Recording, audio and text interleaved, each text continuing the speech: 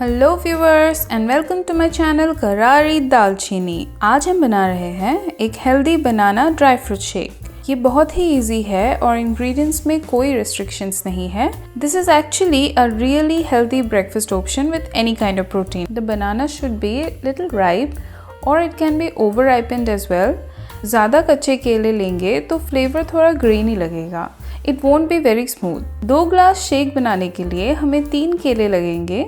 We are adding the bananas directly into a blender or juicer।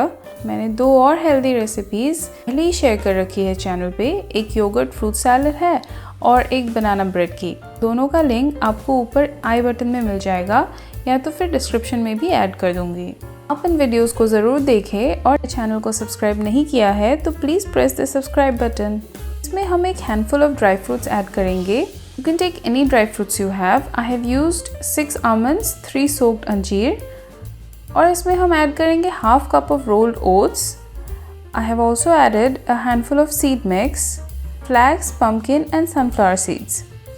Again, you can add any seeds and dry fruits you want.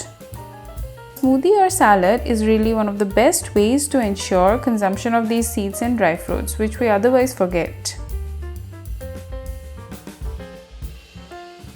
इसमें हम 1 tablespoon of peanut butter add करेंगे और 1 tablespoon of yogurt या दही add करेंगे।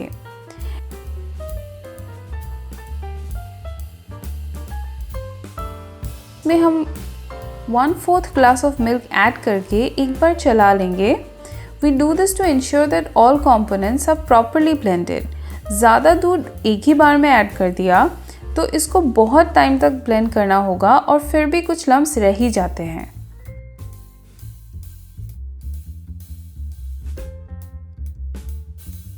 एक बार पहले एक पेस्ट कंसिस्टेंसी में ब्लेंड कर लेंगे, फिर बचा हुआ मिल्क ऐड करके अच्छे से एक बार ब्लेंड कर लेंगे।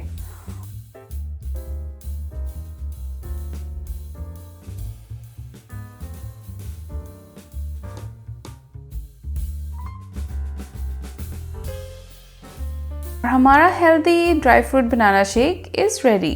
कंसिस्टेंसी को आप अपने पसंद के हिसाब से बना सकते हो। ज़्यादा थिक चाहिए तो दूध थोड़ा कम ऐड कर दो, ज़्यादा ही पतला पीना है तो एक्स्ट्रा दूध ऐड कर दो। तो आप इस रेसिपी को एंजॉय करें।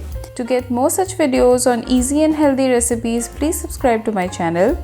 Don't forget to share and like the video. Thank you for watching and please do watch the earlier videos that I have shared in my channel and leave your reviews and suggestions in the comments below.